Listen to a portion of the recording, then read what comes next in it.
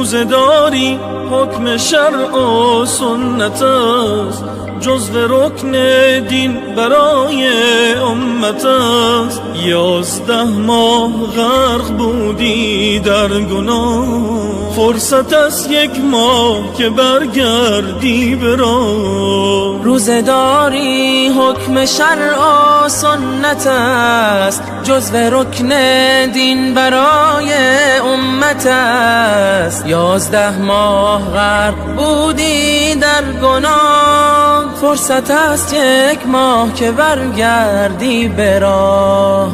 با طلوع عطر ماه رمضان، شکر خدای مهربان.